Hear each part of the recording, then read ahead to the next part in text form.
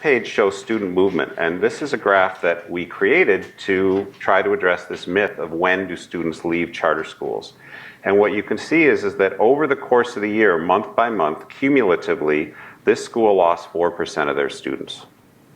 At the bottom, you can see that the citywide average is that the average school loses 8% of their students over the year. And so this school lost students at about half the rate. And you can see that there's no particular drop in any particular month. The other thing, and this is something we see quite commonly with charter schools, is that they don't admit very many students during the year. They only took 1% of their students during the course of the year, whereas the average school took 7% of their students. And that is an ongoing equity issue that we're addressing with our schools. And then finally, on the next page, is data about student achievement. We show proficiency rates in math and reading, broken out by subgroup, and we always compare it with the city average. And then item number 7 is student growth. The city measures student growth from year to year and uses a measure that gives the average student or the average school a growth rate of 50. So anything north of 50 tells you that that student is growing academically at a rate faster than the national average. And what we can see for this particular school, that for virtually all student groups, with the exception of for virtually all student groups, they have met or exceeded the citywide average, but there are big differences. Males have significantly lower growth in reading versus math, for example. Males have lower academic growth than girls in reading, but higher academic growth in math. So that gives a lot of detail for the school to dig into and for parents who are considering a school. So I will just wrap it up there. I want to acknowledge Rashida Young, who's in the front of the room, who has really captained this for our group. And so if people want more information, they can certainly follow up with her here, or if you're watching online, you can reach out to her at the DC Public Charter School Board. So thanks very much. Great. And here's your mic back. Thank you. Yes, let's hear it for them. Some great work. So, oh, and I think you grabbed some of my, here, I'll grab that. Thanks. Let's see. Maybe, maybe not. I thought I might have a few papers here you might have grabbed. We'll figure that out. So a couple things that I want to dig into here, Scott, and ask about. A lot to unpack. First of all, yeah, go ahead and press the red on, or get the green on. So is this information that's fundamentally for parents? Is this, some of this gets to be pretty in the weeds, right? My understanding is that the DC Public Charter School Board, one of the things that you've done to try to make things easier for parents is you give a label to schools, right? 1, 2, and 3. So tier 1 schools are these highest performing, and tier 3 are the ones at risk of closure potentially, and 2 are in the middle. So how does this intersect with that? Is this, you know, do these different indicators feed into that? They do not feed into it. We have a separate report that we call our performance management framework that looks principally at academic results and also looks at things like attendance and re-enrollment and gives schools a score, as Mike said, of 1, 2, or 3. And that is principally designed for parental consumption, and it's worked really well. We see very high rates of wait lists and interest in our level tier 1 schools, and we see very low interest in our tier 3 schools. And so we think that's helping drive quality choice to help parents make good decisions. This is much more detailed, and so there are certainly lots of parents who want that level of detail, and they can find it.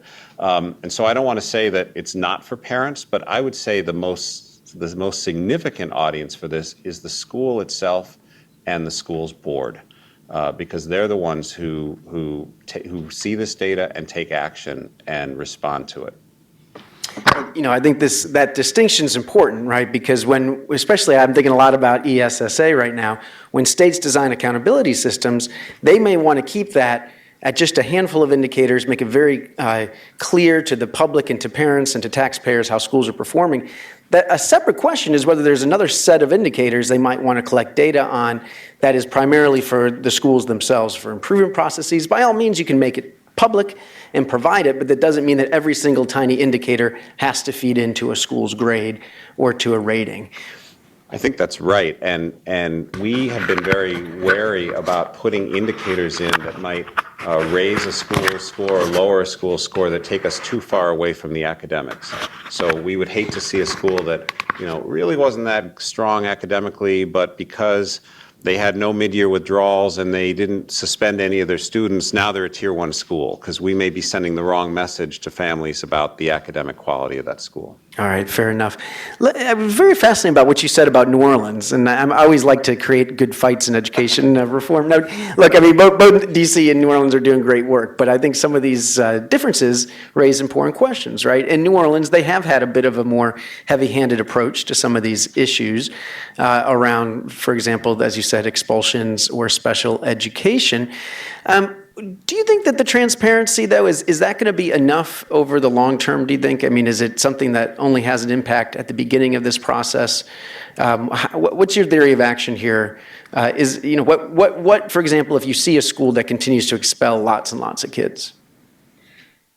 I think transparency can take us a long way, and another audience for this data, I would say, is the Public Charter School Board itself, because we will look at this data, and we not only look at it when it's published, but we look at it every month as it's coming out. And we'll bring the schools board in and say, you're expelling 5% of your students, or you're on a path to expel 5% of your students. That's completely unacceptable.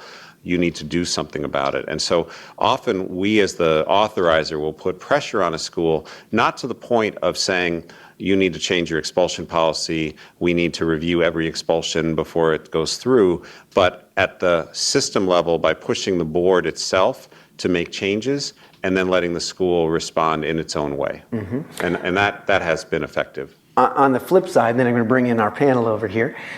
Some of us have been concerned about the current push to encourage schools to suspend many, many fewer kids, right? That by all means, the pendulum may have swung too far under the when we were having the zero tolerance policies, but having zero tolerance for school discipline could swing us in the other direction, right? We don't want to have a situation where schools don't feel like they can have appropriate school discipline. Many charter schools use, as you say, short-term suspensions, maybe towards the beginning of the year, to set cultural expectations, to send a strong message. Parents like it, right? It can work. It can be an effective tool. We don't want to create an environment where suddenly schools, and especially schools of choice, can't use tools that are working. So do you worry about that? Do you hear at all from people that this is having a chilling effect on school discipline in the district? I worry about it in that I don't want to push schools so hard that they need to so fundamentally change their model that they can cease to be an orderly learning environment. And that's why we don't mandate particular levels. We don't prohibit suspensions or expulsions. But we have schools that suspend 50% of their children, and then we have other schools like Cassandra Pinckney's here that suspend virtually none. And they're both achieving good results. And so we think there's a middle ground, and that you don't need to suspend half of your students to produce strong results. Okay, all right. I think we'd all agree with that. Okay, let's bring in our panel. First of all, we have Cassandra Pinckney, who is the founder and executive director of the Eagle Academy Public Charter Schools. Hello. Love to hear more about your schools here today. Hello. And then Abigail Smith, the former deputy mayor for education here in Washington, D.C., now is doing some consulting for hire, if anybody has any needs, we can talk about that as well. Cassandra, let's just start, first of all, tell us a little bit about Eagle Academy. Well, Eagle Academy was founded in 2003, and at that time we only had 117 students and 8,000 square feet, located at 770 M Street and Southeast, and we have now expanded to 930 students. 2 campuses. The larger one is at Congress Heights on Wheeler Road, and the other is at New Jersey Avenue at Capitol Riverfront. Eagle Academy is an early childhood school. We started out with only pre-K3 through kindergarten.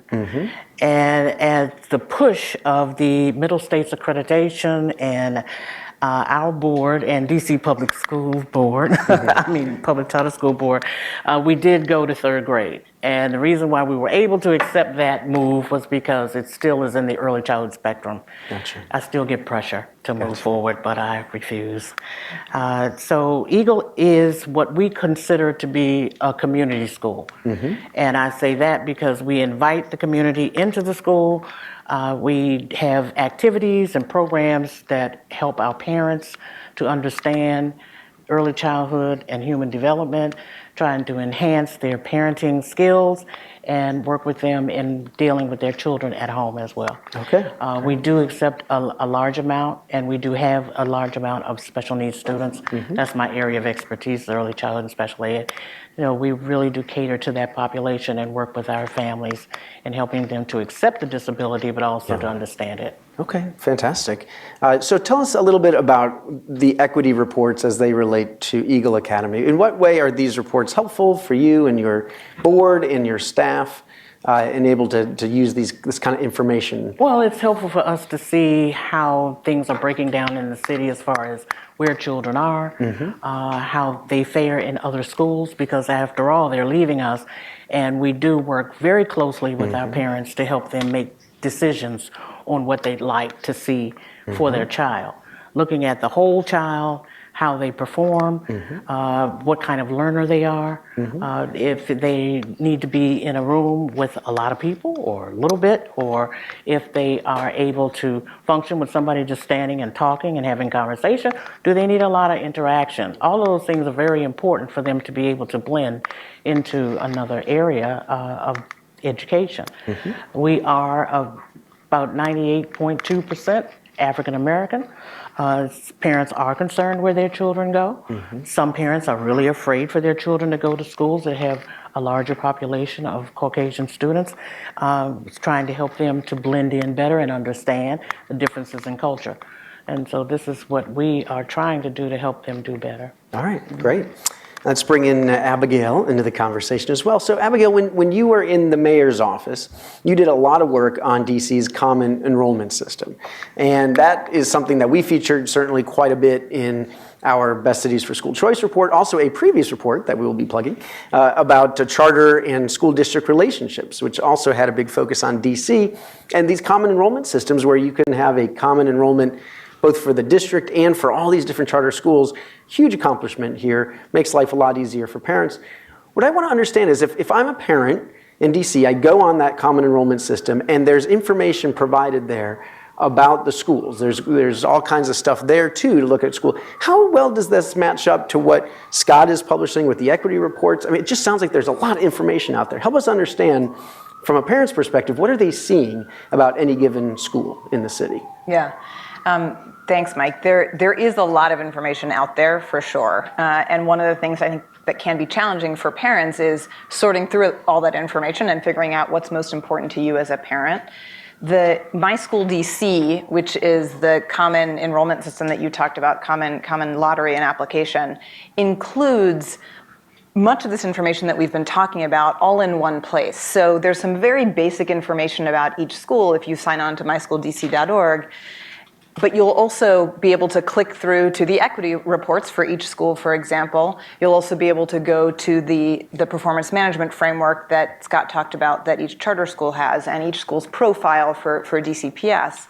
So it's sort of a one-stop shop for a parent to be able to get some very basic information about every school and then to very easily access broader information depending upon what's most important to them. And it's all online, though. I mean, do we have a good sense? I mean, here we are, 2015. Can we assume that most parents in DC are going online to get information about schools, or are there still big gaps? It's all online, and that certainly creates challenges for some families. The way that we have approached that is to provide lots of different avenues for parents to be able to connect with that information. So there are a lot of community-based organizations, for example, that work directly with parents to go through this information together. I'm going to betray the fact that I'm now not sure whether this year there's a print guide for My School DC. There is. Thank you, Sujatha. I didn't want to have outdated information. So there is a print version as well. So parents who don't have internet access can just pick up a book that has all of that information in one place. Just this last weekend, there was a citywide school fair called EdFest, where every public charter school and DCPS school had a booth. So parents could come in person and meet school leaders, meet parents who are currently at that school, learn more about what each school offers. So there's a lot of proactive outreach. My school DC also has its own staff of outreach folks who literally go door to door and go to community events and set up tables outside of grocery stores to try and make sure that information access is not the barrier for parents. And then parents who don't have internet access can also call the My School DC hotline and have someone actually enter the application for them over the phone. So the effort has been to try not to make that the limitation for families. Right. And DC School Reform Now, another group that's doing that kind of work as well, going door to door. Also, if I remember correctly, Abigail, I mean, you went through this process. You talked to tons of parents, focus groups, everything about trying to understand from a parent's perspective what information they did want to see. And I'd just be curious, as you think about this, and as we think about this new federal law, think about school quality, I mean, what do you hear from parents? How important is our test scores, and what are some of the other things that tend to pop up that parents want to know about a particular school? Yep. So I think that the first thing to say is that different parents want to know different things. And that's one of just the really important things to understand. So having a range of information is important because you want to be able to have that breadth of information for parents. I do think that test scores as a proxy are something that most parents look at. It may not be the most important thing to them, but it is the quickest way for them to get a sense of, all right, what are the basic academic outcomes for schools? But I also think that there are very few parents for whom that's the only thing that they look. So they want to know, what is the culture of this school? Is this a place where my child is going to feel welcome? For some parents, diversity is something that's very important to them. So they want to look for a school that has racial diversity and socioeconomic diversity. For other parents, that's not a priority. I think that the equity reports, as Scott said, I think probably for most parents, the information in the equity reports is a little bit lower on the priority list. But for some parents who are concerned about their own child being in an environment where, for example, suspension is the go-to response for discipline. And if my kid is a kid who struggled in an environment like that, it's going to be helpful for me to understand, is this a school that's going to help my child through this? Or is this a school that, I'm going to be getting a call the first week of school to find out that the first suspension is already on the table? And I think depending upon who your kid is, what's important to them, that information is more and less important. I'll also just say that, I sort of, in listening to Scott, I personally have worn a number of the hats that you talked about. So as a parent, and I've been through DCPS lottery, I've been through the charter lotteries when they were all separate, and I also have been through the My School DC lottery as a parent. So I've sort of seen all of that progression and myself experienced that. But I also have worked as a policymaker with this kind of information. And I think that the information that is laid out in the equity reports in particular is very helpful to policymakers. Scott talked about it in terms of the public charter school board, but I think for the city as well, there's some things that are really useful. When you look at, for example, the mid-year entries and withdrawals that Scott talked about, seeing how that plays out across the city and what that means for things like how local education agencies, so our charter schools or DCPS, how they're paid during the year based on where students are. So can we develop a system where the money follows students more than it currently does? The equity reports really helps us to be all looking at the same information on that together so that policymakers can move things forward in a more informed way. And then the third hat that I wear is as a board chair of a public charter school. And I will say at our last, and this is honestly the truth, and I didn't even know I was coming to this, at our last board meeting, one of the things that was on our agenda for all of our board to look at were the equity reports for our school, because it's really important for us to understand how our school is approaching some of these really important issues that we really prioritize in terms of our oversight of the school. So, but let me push on that, and for you too, Cassandra, when you look at those equity reports, are there data that maybe could be misunderstood without particular context? I mean, do you feel like they're pretty fair, they kind of stand on their own, or do you think that parents or some other people might take pot shots at the school depending on what they see. I mean, so for example, on the school discipline stuff. Now I understand, Cassandra, you have a strong, you don't believe in, you've got little kids, little babies. You're not suspending them. No. You don't believe in doing that, and I totally respect that. But I'm just curious if there's, sometimes you worry about some of these data getting taken out of context.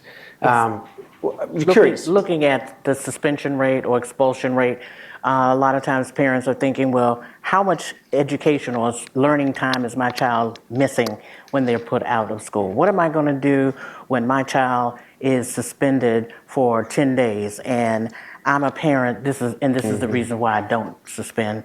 You're a parent that is working in a job that is not going to be acceptable for you to be off for so many days.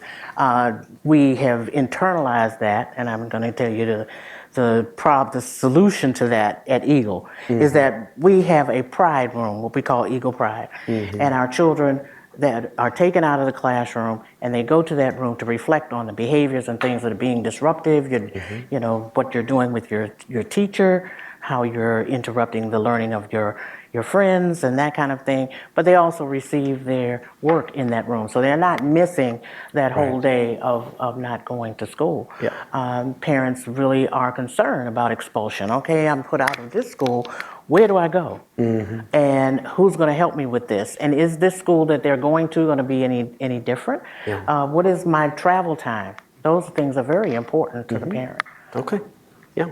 And same, I mean, you feel like this, I mean, I partly ask again because I think there's going to be a lot of states out there that are going to think about including suspension and expulsion rates in their state accountability systems going forward. So, you know, I would say that it is absolutely inevitable that data that's put out there is going to be misinterpreted at times. That is life. You put a piece of information out there, and unless people have complete context coming to that piece of information, which usually we don't, it's going to sometimes be misinterpreted. I don't think that the response then is you don't put the data out there. I think you do the best you can to explain the data, to try and provide people with that context, and then you trust that people will look at the full range of information and make reasonable judgments. And I do say, I do like that people can look at short-term suspensions versus longer-term is an important distinction.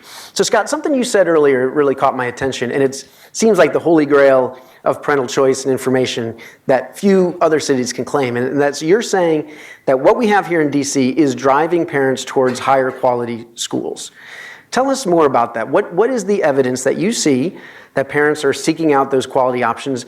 What do you think it is? Is it the common enrollment system and all of that goes with it? And is it in an equitable way? Do we see low-income parents gravitating towards quality schools in the same way as the city's more affluent parents?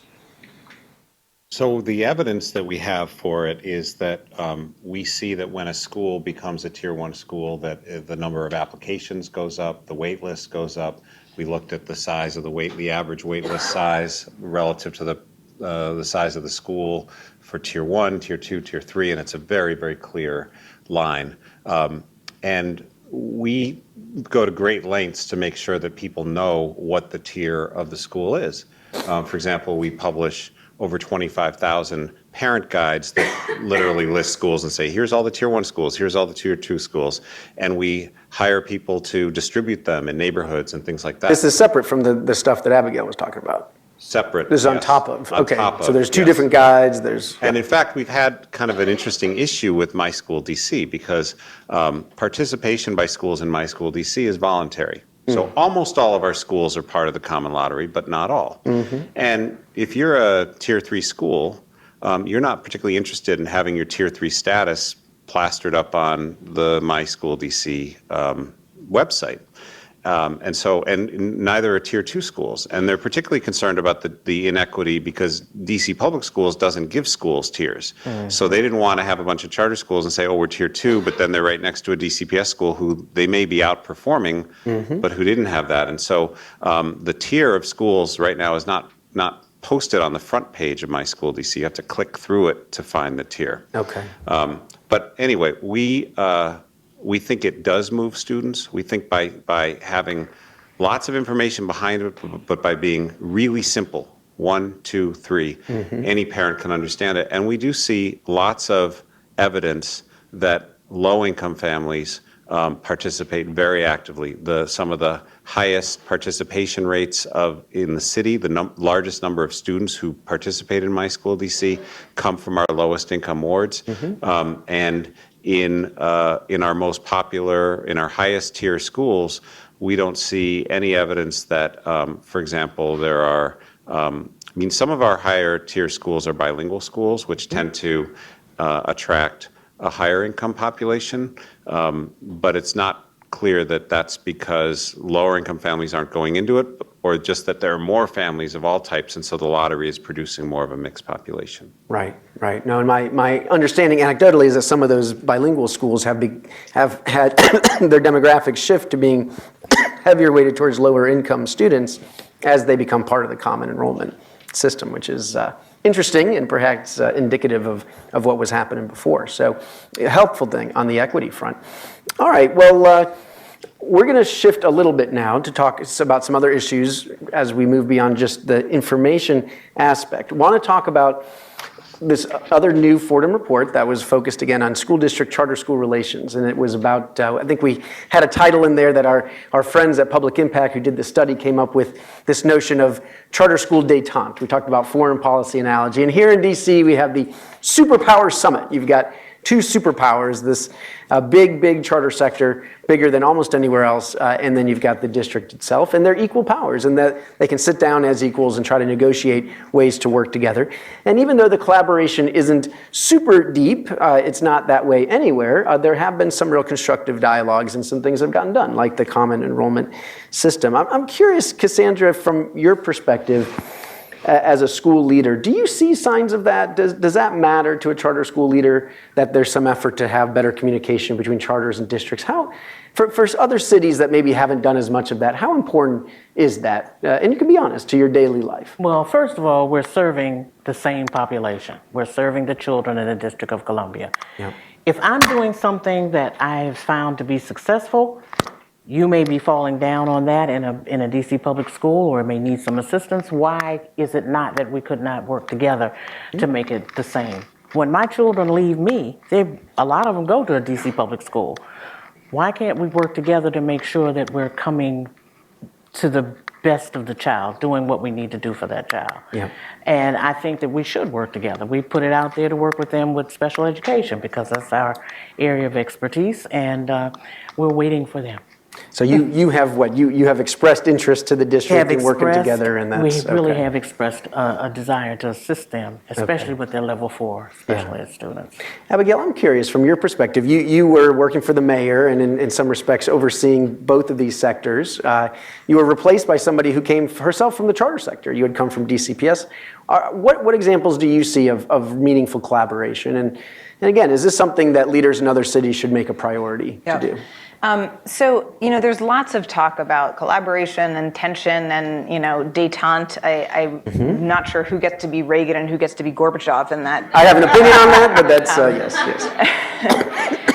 For some of us, neither is a particularly good choice. But Draw that little thing on your forehead.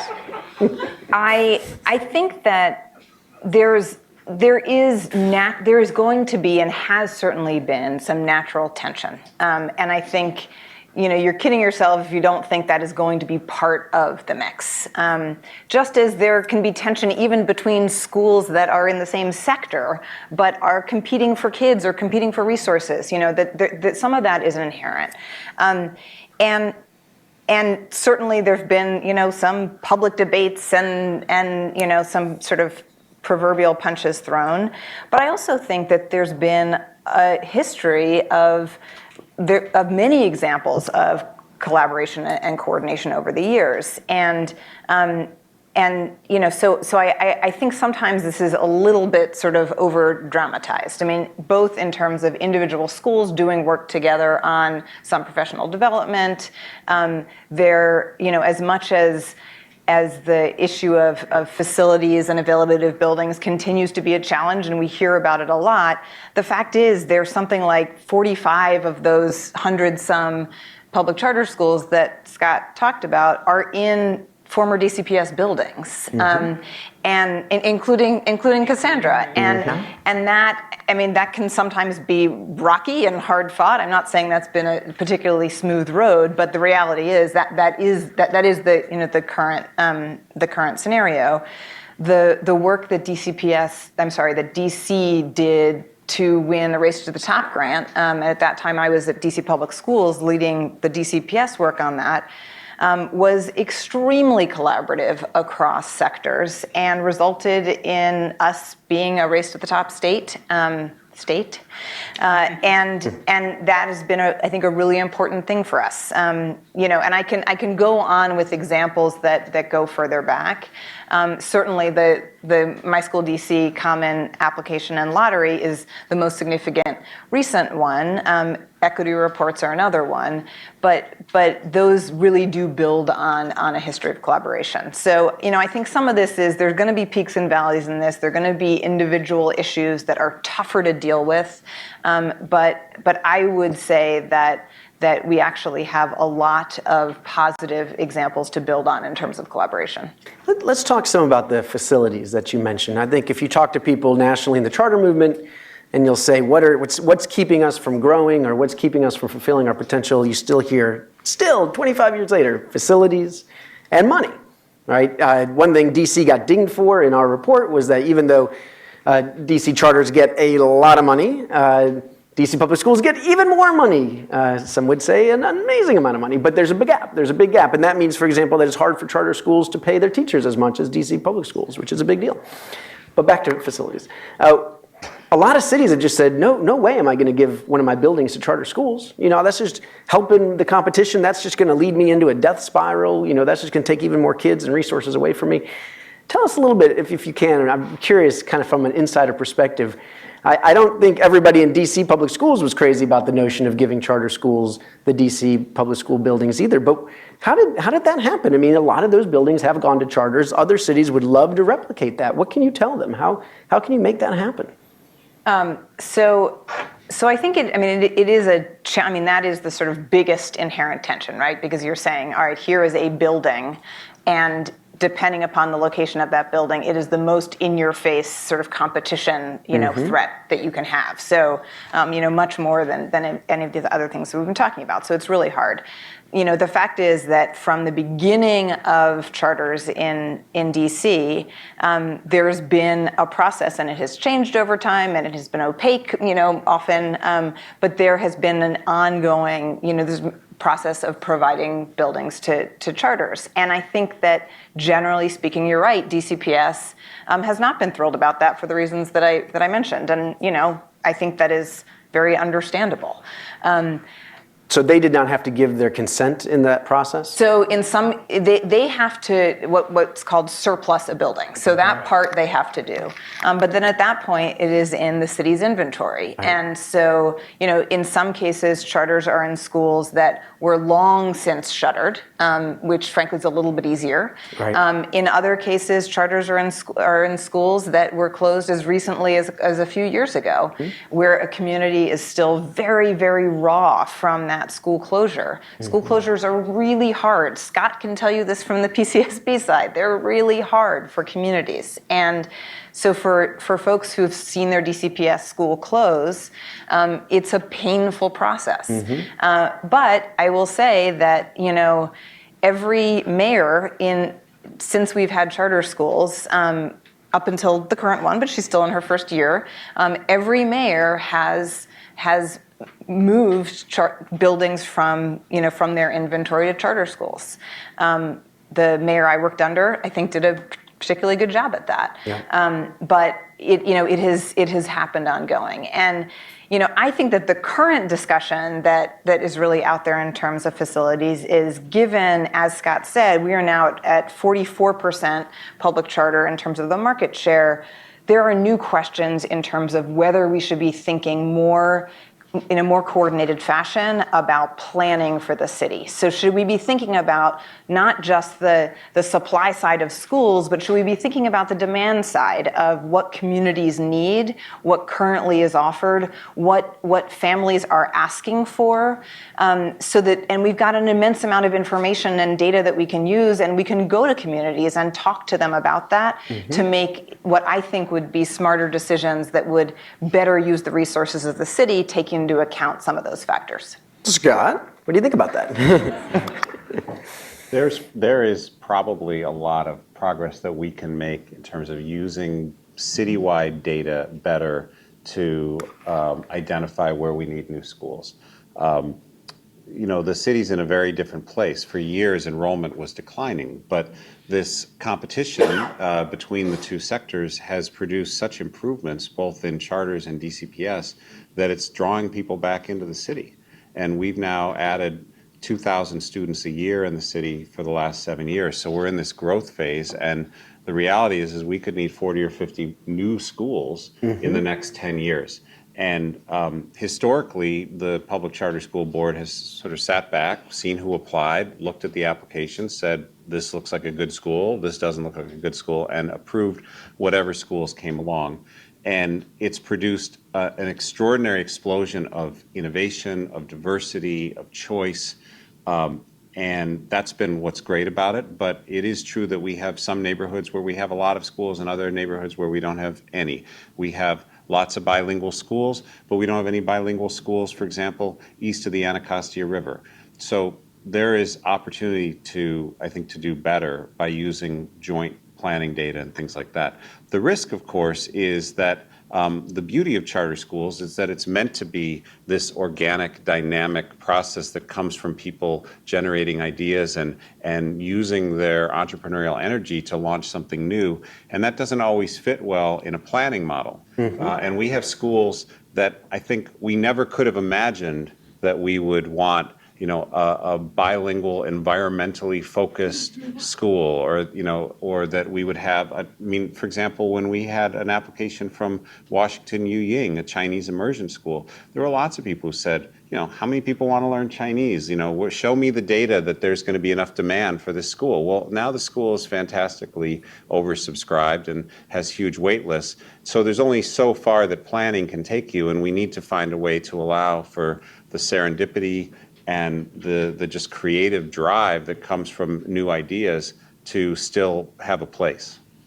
Speaking of all that, why, Scott, is it fair to say one critique is that there hasn't been that much nationally or in DC at the high school level around career and technical education opportunities? And that seemed, I've made the case, many people making the case that provides a lot of great opportunities for kids to go into great post-secondary opportunities, get a credential that can help them land a middle-class job, lots of opportunities for that, and yet we don't see much of it. I think that's partly true. We do have several schools now that have active career technical programs. I think of Friendship Public Charter Schools as one. DCPS has really embraced that in the last couple of years. But we have recognized that, and for example, a big part of our performance management framework, which gives schools these tiers, 1, 2, or 3, we looked at it and said, if a school wanted to go the career technical route, they wouldn't do very well on this framework. And so are we, through the design of our evaluation system, are we biasing schools against CTE? And so we've been making changes to it so that outcomes that result in students getting a industry-oriented certificate and getting a job can give you points on this just as would admission to a college or university. Okay, great. All right, so we've started to surface a few things that DC could do even better, even though, again, it is the envy of much of the country when it comes to its wide range of options and quality options. But we've heard about certainly we're going to need more facilities. There could be better planning around it. We don't want to go so far that we don't allow for just great new innovative ideas, but that we might be able to think about this citywide in a smarter way, better collaboration that, on things like how we provide services to special ed kids. What else? What else is on the agenda for DC and how to make this system even better and overtake New Orleans sometime in our next report? Should I go? I would say, for me, the overwhelming looming issue is mean, if you look at our growth and our rate of progress, we have been extraordinary, the fastest improving urban school system in the country. You know, for every single year that we had the same state test, both charters improved and DCPS improved. But when we look at the park scores now, there's still just astoundingly large, an astoundingly large task ahead of us. Only 25% of our students are testing at a level that's ready for college. Only 6% of our students with disabilities are at that level. And so we have so far to go. And I was with Chancellor Kaya Henderson earlier today, and she said, you know, we've been working so hard and we've only gotten this far on our own. Maybe working together, we can get farther. So, for example, I look at issues. I mean, when I talk to many of our school leaders, I hear common issues: the supply of great teachers, the supply of great school leaders. These are issues that individual schools wrestle with, but maybe as a city, we can work on solutions that can help address those issues and can take us to the level where we really want to be. Which sounds like capacity building kinds of things. Again, voluntary, I assume, in the charter sector. Yes. Right, but to make opportunities available. The funding piece, I mean, how important is this, closing the funding gap here? I mean, do you think is causing a big problem for charter schools, that they cannot compete with DCPS on salary? It definitely causes a big problem. I hear that from school leaders all the time. I lost teachers to DCPS. DCPS has a very, very good human capital department, and it's augmented by the fact that they're well funded. In fairness, I will say that DCPS, will argue that they have a different set of burdens than charter schools do. They have a union contract. We don't have any unionized schools. They are a school of right, a school of last resort. We aren't. So there's two sides to the story, but there's no question that the funding gap has been making the life of charter school leaders a lot more difficult. Okay, what about over here? What else should be on the agenda for the next phase of improvement here in DC? Well, definitely collaboration between DC Public Schools, and we really do need to look at the financing, and as Scott was saying about the salaries that charter school teachers are not able to obtain, because we don't have that kind of money to pay them the top salaries. We want top teachers, but if I can only give you in your package, we pay 75% of our health insurance for our staff and their children, not the spouse.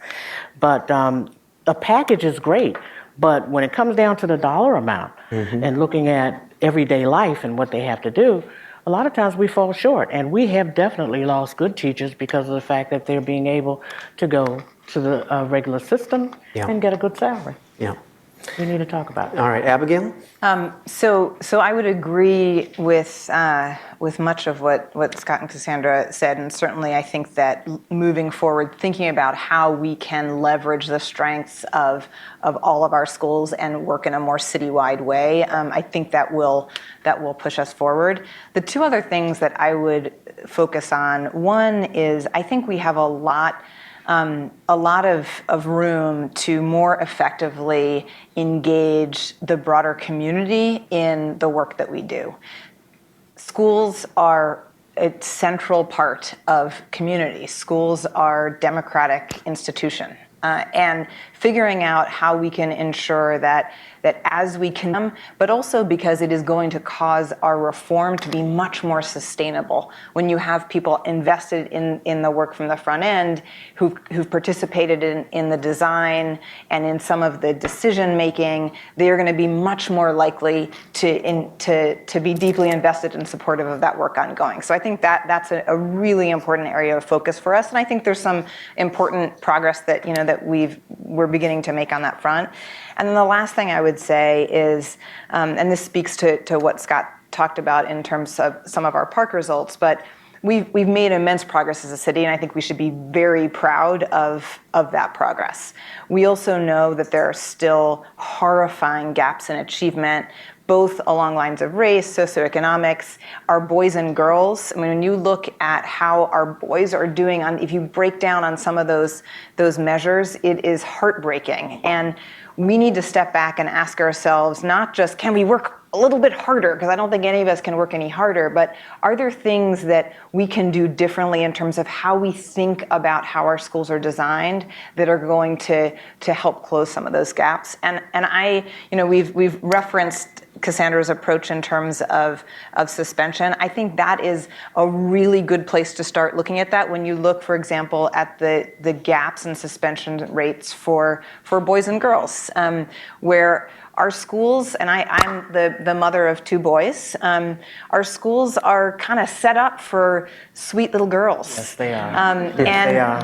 the reality is that grown-up girls tend to be the ones who are the adults in those schools. And so it makes sense that it would be set up in their image to some degree, but I think that actually stepping back and figuring out how are we designing schools to meet, different groups' needs. Certainly there are other groups. Our kids with special needs is another one. Are we designing schools for them, or are we just trying to figure out how to cram them into the structure that we've designed?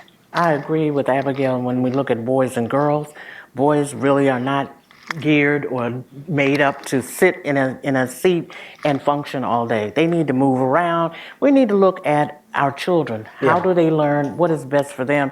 And design programs geared for them.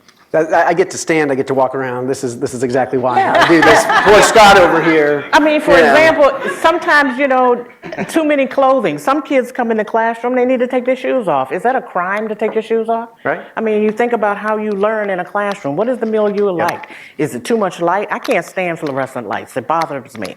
Low lighting. I mean, heat, cold. All of those things are very important and affect how you learn. Yeah. Did you have breakfast that day? Mm-hmm. Did you not? Are you able to function? Your stomach is growling. Your health, look at that. When we talk about the full community working with them, you need to bring more resources into the building and have those things meeting the needs of the children. It's easier for you to come here, and I don't want to say we're a one-stop shop, but it's easier for you to come into the class, into the school. We have 100% dental, 100% health every year because this is very important. Healthy children do better. Yeah. And if you can have those kinds of things in your school that help the parents, because if you have to go here for this and here for that, and something's going to get lost. We need to work together to make sure that we're giving that child, each individual child, exactly what they need to do better in school. Excellent. Very well said. Let me ask one last question, and then I'm going to turn it to the audience. So audience, start thinking about your questions. We've got a few on Twitter already, but keep sending them in to hashtag ParentChoiceDC or to @MichaelPetrilli. All right, so my last question. In this most recent report of ours, we did find DC did great on lots of different indicators, but did not do very well on political support for school choice. We asked some insiders in DC, tell us about the mayor's support, the city council support, the superintendent's support for school choice in charter schools. And in most cases, we got back results saying, kind of lukewarm. I often think that, hey, DC got all this momentum. This is going great. Of course we could do it even better, but we've got, no way we're going backwards. But why then do we not see the strong political support that you might see in other places? What's happening here? Should we be worried about the politics of charter schools and school choice and school reform? Well, I think we should be very concerned about that because most often people are still looking at charter schools as some different kind of thing. That it's not a public school. And so once they understand that it is a public school, we're there to serve the children in the city free, then I think we would fare much better. Yeah. Abigail, you mentioned the community support. I mean, is that where you're getting at, that you think that there just needs to be work still to get the community to feel more bought into these reforms? I do, but when I talk about community support, I'm not limiting that to charter schools. Yeah. I am talking about in public education. So I think that DCPS also has a lot of work to do to really ensure that community is part of the kinds of changes that they're making. I think that charters have a lot of work to do there too. I would differ a little bit from the way that you framed it and in terms of the political support. I think that political support for school choice is actually extremely strong in the city. There's a long history of school choice within DCPS, even before charters were on the scene. There was a centralized DCPS lottery for out-of-boundary seats, in the very early days of the charter movement. And I think that our political leaders see choice generally and charters as absolutely a part of the landscape that is, certainly not going away, but is that they assume as part of the landscape, and I think support parents' ability to be able to make those choices. I think that the extent that there's a political threat, it's around some of the questions that Scott raised in terms of, now that there's such a large market share of charters, are there different policies now that the political leaders are going to start to feel like they need to sort of horn in on? So, our approach to the Common Lottery for My School DC was to invite everyone to participate, to make it as attractive as possible and make the case as strong as possible for why it was a good idea for charter schools to participate, but not to require it. And we got out ahead of legislative action to require it for all schools because we thought this was a better way to do it. I generally agree with Scott that transparency and voluntary participation is generally a better way to go on these sorts of policy changes, because I think you get better buy-in, you get better quality as a result. But I think that there's an open question on some of these issues as to whether the political leaders are going to want to push harder and because of cross that line from voluntary to compulsory. And there may be places where that makes sense. I wouldn't rule that out entirely, but I think as a general rule, to the extent that the education professionals who are doing this work can come together and try and resolve their challenges as professionals without politicians trying to do it for them, that you're going to get better outcomes. Okay. Anything you want to say, Scott? I mean, are people making, I see this hand-wringing in D.C., and I think, well, look, maybe these insiders, if they could only just go to some other cities, they would see what it really looks like when politicians are against school choice. There's a little bit of that, I think. I see other cities, and it's really a cage fight, and it's not like that here. It's difficult for any politician, certainly any citywide politician, really any politician, to be against charter schools when 44% of the students go to charter schools. They just inevitably have too many constituents. And I walk around the Wilson building, which is where the executive and the legislative branch are, and I meet all sorts of people who work there who, I send my child to this school, or I send my child to that charter school. It's embedded into the city. And so we start with that basis. There is no mortal threat to charter schools. The issue is around the margin. Are we going to respect schools' exclusive control and the autonomies that I think make schools so unique, or are we going to slowly whittle away at their autonomies and make it harder and harder for those schools to succeed? Are we going to pay the schools equally, or is there going to remain this $1,000 to $2,000 gap?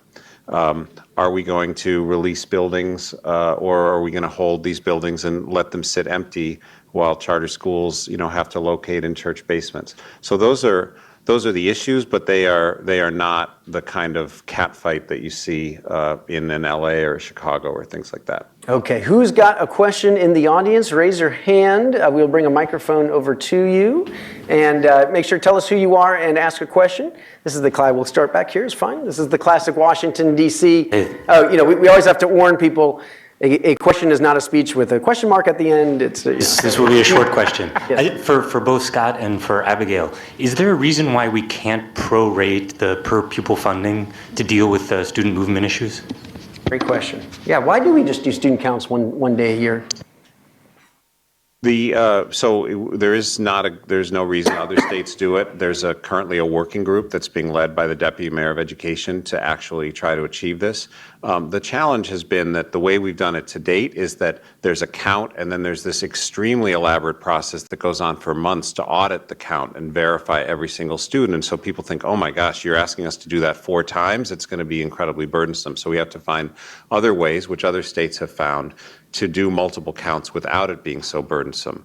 The other barrier, frankly, has been that charter schools are paid based on the actual number of students who are there on October 3rd, whereas DC Public Schools is paid based on a forecast that they make all the way back in March, and then if they're over or under that, they still get paid the same amount. And they're always, their estimate is always over what their actual students are, although they do add students over the year. And so there's been a real desire by the charters to say, well, look, if we're going to go to multiple counts, then we also need to bring DCPS to also be paid on the same way, to be paid based on actuals. And that creates some challenges for DCPS because charter schools get to keep reserves. And so if the student count comes in lower than they'd forecast, they can dip into their bank account. DCPS historically has not been able to keep reserves, and so they are very concerned about the possibility of budgeting at a certain level and then having that number be cut. And so it requires a whole nother set of changes to allow them to hold some reserves to be able to weather changes in enrollment. So that's probably more than you wanted to know, but those are the complexities that we've been working with. All right. Oh, we're going to need a microphone for people at home. Why don't we come back to you in a minute? Another question from Twitter, although this is kind of cheating because these people are here in the room, I'm pretty sure. This is from D for DC, saying, question for the panel, should there be a common performance framework for both sectors, just like universal enrollment? So I would take it another step forward. If this tier 1, 2, 3 thing is working so well, then under the new federal law, why shouldn't DC just adopt that same tier 1, 2, 3 system for DC public schools as well, and make it citywide? A good question. I think it's a very fair question, and I do think that from a parent's perspective, having a uniform system would be very helpful. I also think it's really important to remember that, as Scott said, there are certain conditions that are different for the two different sectors because of policy differences. And so there are certain comparisons that I think are hard to make as apples to apples comparisons. So the challenge just becomes, which is not insurmountable, making sure that you can create apples to apples comparisons that take into account some of those differences. So for a DCPS school, for example, which is required to take kids during the year who show up at any point during the year, and backfills at every grade, or they don't think of it as backfilling. They have to take anyone who shows up. That creates a different context, and taking that into account as part of your measurement system is going to be important. So I think that figuring out such a system is certainly possible. I think that it's not as simple as just taking the performance management framework and slapping it on DCPS, because I don't think that you would actually have an apples to apples comparison. Okay. By the way, I just love Twitter so much. We weighing in from Louisiana State Superintendent John White, who used to run the Recovery School District in New Orleans, says, not sure what's heavy-handed about charter management organizations collaborating to protect kids' interests. Now, I used the heavy-handed term, Scott. That wasn't you. But anyways, let the NOLA DC debate continue. I love it. All right, who's got another? I would just say it is fair that it wasn't just the state that imposed this universal expulsion policy on the schools. The charter schools, a lot of them asked for it because, of course, it's only charter schools there. So one student expelled is another student entering the school, and that created a certain pressure from the schools themselves. Yeah. Now, and expulsions and suspensions are pretty different, I think. Okay. Yeah, over here. Again, tell us who you are and then your question. Mark Lerner. So I'd like to hear from each of you. What do you think about, we were at a charter board meeting last night, and DC Prep, a very successful chain of charter schools, said that they do not accept students after the 6th grade. And I wanted to hear what you each thought about backfilling and whether that should be something required of charter schools, since charter schools are saying they're public schools just like the traditional ones, but they don't necessarily backfill like the traditional ones. And the backfilling terminology means a student leaves, supposedly that seat is then empty, they don't necessarily fill it at any point during the school year, or in some schools as the grades get older. They say it would be too disruptive to our model to bring kids in who haven't gone through our own program. And so at some point and so they expect their classes to winnow over time. You make this transparent now. You can now see this, right? Should anybody go further is the question. There are places that want to say to charter schools, you must fill every seat that you've got. Abigail, what's your take? So I would say a couple of things. One is again, this is an example of what happens as your market share grows and grows. These kinds of policies play out in a very different way. So, for example, and this is not the case, but if all charter schools had that same policy where they wouldn't accept kids in 7th and 8th grade, and in New Orleans, for example, then a whole bunch of 7th and 8th graders would not have anywhere to go to school, right? So obviously you would have to solve for that. We are not at that place because we don't have, it's not the majority of our schools, and many charter schools do accept kids through all, most accept them through all grades. But that kind of a policy makes the environment very different. And that is a perfect example of where an apples to apples comparison is going to be really, really hard. What do I think about that policy personally as a private citizen? I think charter schools should accept kids all years. And the charter school that I'm the board chair of does. Is that something that I think should be required of every school, that should be legislated? In my view, having this public conversation is the best way to get there. And I think that, and in fact, Emily Lawson from DC Prep, is struggling with this exact issue because she recognizes why it's a challenge and why it puts her school at, in some ways, a sort of, unfair advantage for those later grades. Those kids do fantastically well. And that is wonderful for those kids. Could we figure out a way for her to help more kids do fantastically well by backfilling and holding on to kids? I wouldn't put that on the list of an absolute requirement because I think we can get there by making it transparent and having these conversations. But I do, I really would hope that every charter leader is wrestling with these very questions and asking themselves, am I truly serving all kids as a public school? Because if I can look at my policies and say, oh, that's not really so public school, then I don't think that's the kind of school that anyone should be aspiring to lead. Though, keep in mind, there are exam schools in DC that is are true. public schools. I mean, look, and these are important conversations. We have to acknowledge that there are trade-offs. That Absolutely. For a group of kids who can go through school without the disruption of having all of a sudden peers show up who are way, way behind, these kids, it's probably very good for those kids. And so, having those trade-offs. I would put out that same challenge to the DCPS schools that are application-only, Right. High schools that are selective, where when you look at the populations of at least some of those schools, they are not serving anything like a representative group of kids socioeconomically. Many of them are actually more diverse racially than other schools, but socioeconomic they're not, and I think that's a real problem. And I challenge those schools to focus on that as well. And gender, they are not. Right. That is definitely true. Okay. Anything to add? I want to get to another question rather than have everybody answer it, unless you want to. Well, I would just like to say, in looking at not accepting children after a certain grade, we have to protect ourselves because of the things that we are held accountable to. Yeah. One is test scores, one is attendance.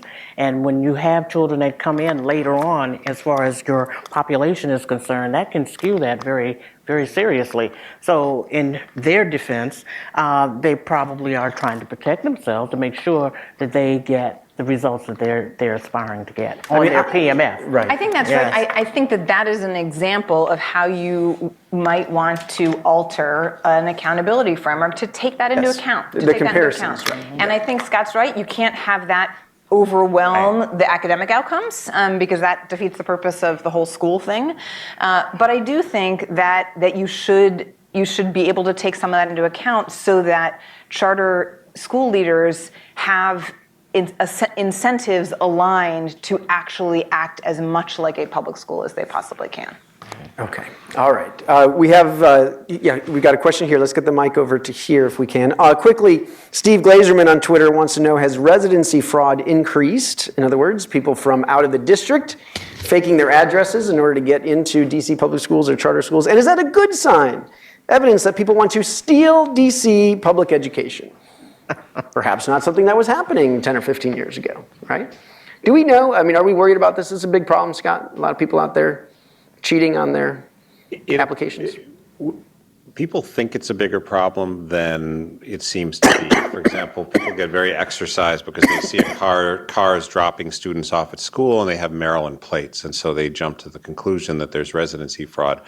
But typically when you look into these, you find out that it's more complicated. The parents are split up and they have one parent in Maryland and one parent in DC, or all sorts of complicated living arrangements.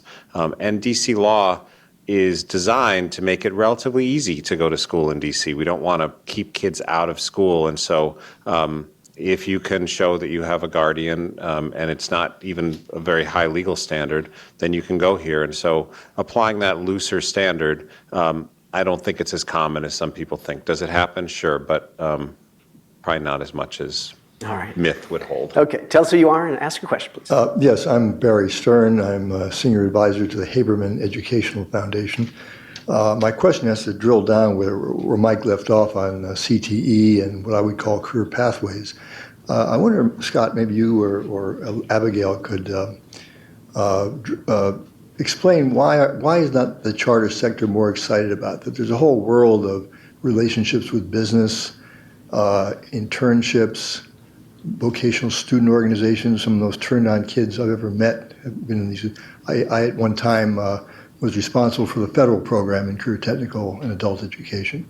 So there's a whole world there that the charter sector doesn't seem to be exploiting very much, and I'm curious as to why. And not only in DC, but really throughout the country. DC is unique in that we have adult charter schools, and by adult, it's a whole range of schools, from schools that serve students in their 30s, 40s, and 50s to schools that focus on students who are 16 to 24 who've dropped out. And that's where you see a lot of career technical education. So that's quite active, and we have culinary and IT and allied health services and on and on. We have, I think, I don't know exactly why the high school leaders or the prospective high school leaders haven't been more excited about this. I think there is a bit of a perception that schools that focus on career technical will attract students who have been unsuccessful academically, and therefore they will struggle to do well on test scores and performance. And so that's partly on us to make sure that we're measuring those schools in the right way. I agree, there's a lot of opportunity, and with the right career technical education, a student can be very well prepared to lead a middle-class life and to be prepared for jobs that we know exist in this region.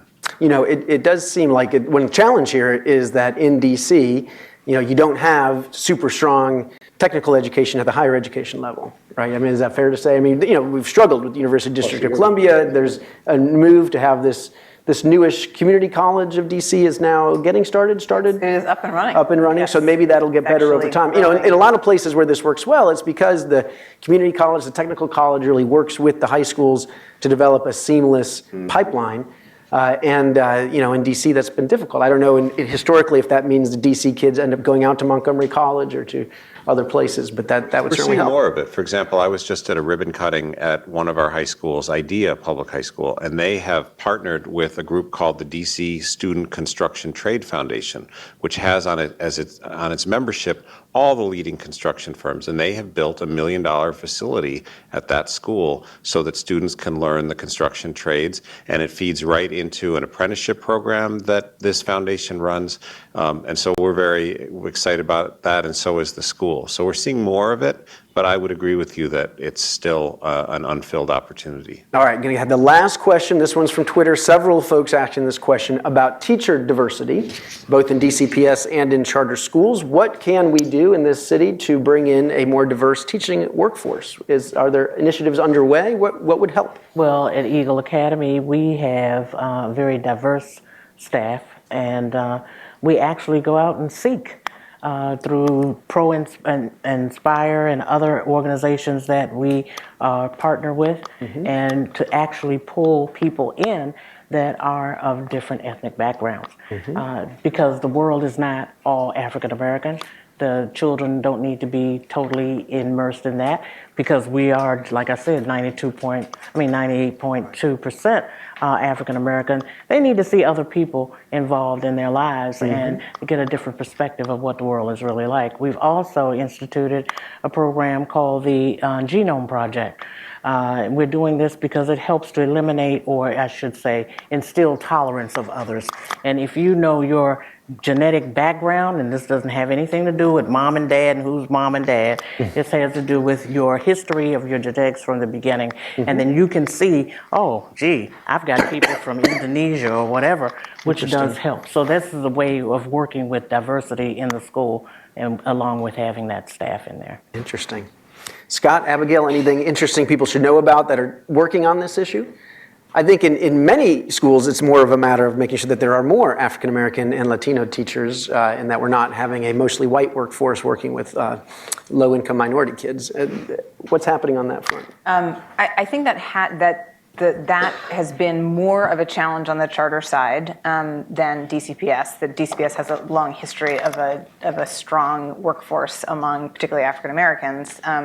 Given that really was the path to middle class for so many African Americans in the city.